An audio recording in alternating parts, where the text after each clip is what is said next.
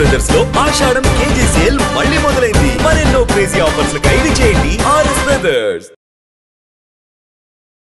ఈ మధ్య కాలంలో సంతానం కలగడమే ఒక అదృష్టం అయిపోయిందమ్మా.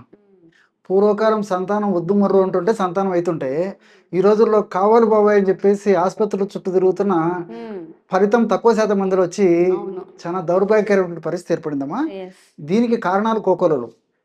పురుషుల వైపు కారణాలు ఉంటాయి, స్త్రీల వైపు కారణాలు ఉంటాయి, ఇద్దరి వైపు కారణాలు ఉంటాయి. సో స్త్రీలకు సంబంధించినటువంటి కారణాల గురించి మనం ఆలోచించినట్లయితేమా, స్త్రీలకు సంబంధించి గర్భాశయంలో ఏదైనా లోపాలు ఉన్నప్పటికీ, లేకపోతే ఫెలోపియన్ ట్యూబ్స్ అని చెప్పేసి గర్భాశయం పక్కన 2 ట్యూబ్స్ ఉంటాయమ్మా, అటువైపు ఇటువైపు. అక్కడ అందులో ఏమైనా లోపాలు ఉన్నప్పటికీ, లేకపోతే అండాశయంలో ఏదైనా లోపాలు ఉన్నప్పటికీ, అండాల్లో ఏదైనా లోపాలు ఉన్నప్పటికీ, ఈ ఈ నేను చెప్పినటువంటి వాటిలో ఎక్కడ లోపాలు ఉన్నప్పటికీ స్త్రీలలో సంతాన భాగ్యాలు తగ్గిపోయేటువంటి అవకాశం ఉంటుందన్నమాట. అదేవిధంగా ఈ హార్మోన్ల అస్తవ్యస్తత, ఇది కూడా ఓ రకం ఒక సంతాన లోపానికి, సంతానం కాకపోవడానికి ఇది కూడా కారణము. సో సంతానం స్త్రీలకు సంబంధించినటువంటి ఇబ్బంది లేకుండా మరి గర్భసంచి సక్రమంగా ఉండి తన పనిని సక్రమంగా నిర్వహిస్తుండి అట్లే నెలసరి సరిగ్గా వస్తూ ఉండేటువంటి పరిస్థితి ఉన్నప్పుడు స్త్రీలకు సంబంధించిన ఎలాంటి ఇబ్బంది లేదని చెప్పేసి మనం స్థూలంగా చెప్పుకోవచ్చమ్మా. కానీ నేను చెప్పినట్లు మరి ఈ గర్భాశయంలో కానీ, ఫెలోపియన్ ట్యూబ్స్లో కానీ, అదేవిధంగా అండాశయాలు కానీ, అండంలో కానీ ఎక్కడైనా లోపాలు ఉన్నప్పటికీ ఈ యొక్క సంతాన వైఫల్యం కలుగుతుంటుంది అనమాట. అసలు ఇందులో కూడా శాస్త్రీయంగా అధ్యయనంలో ఏం తేలిందంటమ్మా, నేను చెప్పిన వాటిల్లో కూడా 70% వరకే కారణాలు స్పష్టంగా తెలుస్తాయి. అంటే స్త్రీకి సంతానం కలగలేదంటే, స్త్రీకి సంబంధించినటువంటి మనకు ఆధునికంగా ఇప్పుడు అందుబాటులో ఉన్నటువంటి పరీక్షలు అన్ని చేస్తే స్త్రీలలో 70% వరకే సంతాన లోపానికి సంబంధించిన కారణాలు తెలుస్తాయమ్మా. సో మిగతా 30% కారణాలు తెలియవు. కాజ్ ఈజ్ నాట్ నోన్ అని చెప్పేసి రాస్తారు, కాజ్ ఈజ్ అబ్స్క్యూర్ అని చెప్పేసి రాస్తారు, cause is yet to be known అని చెప్పేసి రాస్తారు, cause is so far not known అని చెప్పేసి రాస్తుంటారు అనమాట. సో 30% స్పష్టమైన కారణం తెలియదు. ఎందుకు ఇలా జరుగుతుంది అనేది అది ఇంకా భగవంతుని ఇదిలో ఉంటుంది తప్ప మానవ మాత్రలో ఇంతవరకు చెప్పలేకపోతున్నారమ్మా. అది ఎందుకు అలా జరుగుతుందని చెప్పేసి కొంతమంది స్త్రీలలో మరి నేను చెప్పినటువంటి పద్ధతిలో బహిష్టు సక్రమంగా అవుతుంటాయి, గర్భాశయానికి సంబంధించినటువంటి ఎలాంటి ఇబ్బందులు ఉండరు, మరి వెయిట్ ఉండరు, షుగర్ ఉండదు, హార్మోన్ డిస్టర్బెన్సెస్ ఉండవు, అదేవిధంగా మానసికంగా కూడా బాగా దృఢంగా బలంగా మరి ఎలాంటి చికాకులు లేకుండా ఉంటారు, మానసిక ఒత్తిడి లేకుండా ఉంటుంది. అయినప్పటికీ కొంతమంది స్త్రీలలో మాత్రం సంతాన భాగ్యం కలగదమ్మా. సో ఇలా రకరకాలైన కారణాల వల్ల కొంతమందికి స్పష్టమైనటువంటి కారణాలు తెలిస్తే, కొంతమందికి స్పష్టమైనటువంటి కారణాలు కూడా తెలియవమ్మా.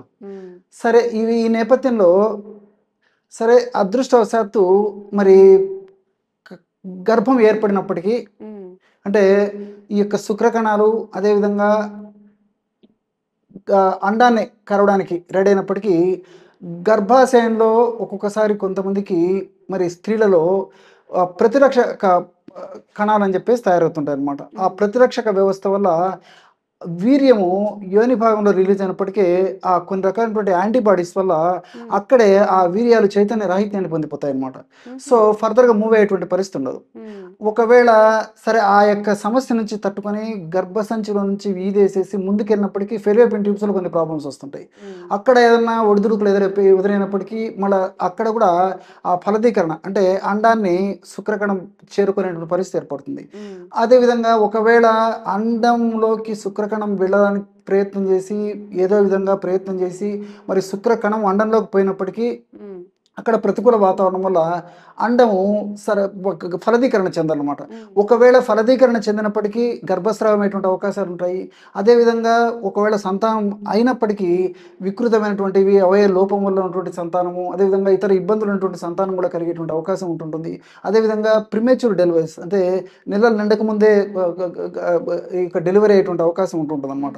ఈ విధంగా మరి స్త్రీలకు సంబంధించినటువంటి కారణాల వల్ల కూడా సంతాన వైఫల్యం కలిగేటువంటి అవకాశాలు ఎక్కువ శాతం మందిలో కూడా కలుగుతున్నాయి. మరి ఆధునిక నాగరికత పుణ్యం అని చెప్పేసి ఏది ఏమైనప్పటికీ మరి కారణం స్పష్టంగా తెలిస్తే మరి వైద్యులు కూడా కారణంతైనటువంటి చికిత్స చేయడానికి అనుకూలంగా ఉంటుందమ్మా. ఓకే. కారణం స్పష్టంగా తెలియనప్పుడు మరి ఏది చేయడానికి కూడా అవకాశం ఉండదు. హ్మ్. సరే ఏది ఏమైనప్పటికీ మరి కారణం స్పష్టంగా తెలిసినప్పటికీ, కారణం తెలియకపోయినప్పటికీ ఇప్పుడు మనం చెప్పుకోబోయేటువంటి ఒక చికిత్సను పాటించినట్లయితే మరి సంతాన అవకాశాలు చాలా చాలా పెరిగిపోతాయమ్మా. ఓకే. అంటే గత 30, 35 సంవత్సరాల నుంచి మేము కొంతమంది కి చెప్పేసేసి ఆ ఔషధం వాడుకోవడం వల్ల చాలా చక్కటి ఫలితాలు కూడా కలగడం జరిగిందమ్మా. హ్మ్. సో, ఆ ఔషధం ఏంటంటేమ్మా పిప్పళ్ళు, మిరియాలు, శొంఠి పిప్పళ్ళు, మిరియాలు, సొంటి. వీటిని త్రికట్టు చూర్ణం అంటారమ్మా. హ్మ్. సో, ఇది దాదాపు ఒక 90 గ్రాములు తీసుకోవాలి. మార్కెట్‌లో దొరుకుతుందమ్మా. హ్మ్. అదేవిధంగా ఎస్టి చూర్ణం, హ్మ్. దీన్ని అతిమధుర చూర్ణం అంటారు. హ్మ్. ఇదొక 30 గ్రాములు తీసుకోవాలి. హ్మ్. సో, త్రికట్టు చూర్ణం 90 గ్రాములు, అతిమధుర చూర్ణం 30 గ్రాములు. హ్మ్. అంతా కలపడం వల్ల 120 గ్రామ్స్ మెడిసిన్ తయారైందమ్మా. ఈ యొక్క మెడిసిన్‌ని రోజు ఉదయం ఒక 2 గ్రాములు, రాత్రి ఒక 2 గ్రాములు హ్మ్. ఆహారానికి ముందు తేనెతో గానీ, లేకపోతే నీళ్ళతో గానీ, ఓకే. లేకపోతే కాస్త పాలలో కలిపి గానీ తీసుకోవచ్చమ్మా. ఓకే. ఈ విధంగా తీసుకోవడం వల్ల 1 మంత్‌కు సరిపోతుందమ్మా. హ్మ్. సో, 1 మంత్ అయిన తర్వాత మళ్ళా ఈ విధంగా తయారు చేసుకొని వాడుకుంటుండాలి. ఈ మధ్యలో ఏదన్నా బహిష్ట్ వస్తే బహిష్ట్ 5 రోజులు స్టాప్ చేసేయాలమ్మా ఈ మెడిసిన్.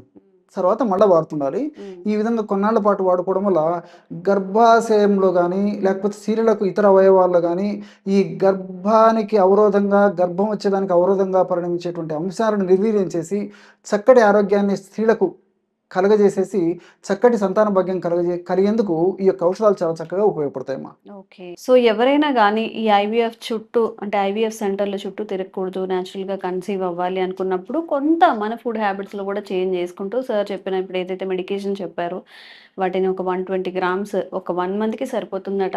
ట్రై చేయండి. ఒక 2, 3 మంత్స్ ట్రై చేస్తే తప్పకుండా యూజ్‌ఫుల్‌గా ఉంటుందని సార్ చెప్తున్నారు కాబట్టి తప్పకుండా ట్రై చేయండి. ఈ వీడియో ఎవరికైతే యూజ్‌ఫుల్ అవుతుంది అనుకుంటున్నారో వాళ్ళకి వీడియో ఫార్వర్డ్ చేయండి. ఇంకెలాంటి ఆరోగ్య సమస్యలు ఉన్న సంతానలేమికి సంబంధించి కామెంట్స్ చేయండి. తప్పకుండా వీడియో చేసే ప్రయత్నం చేస్తాం. Thank you sir. నమస్తే.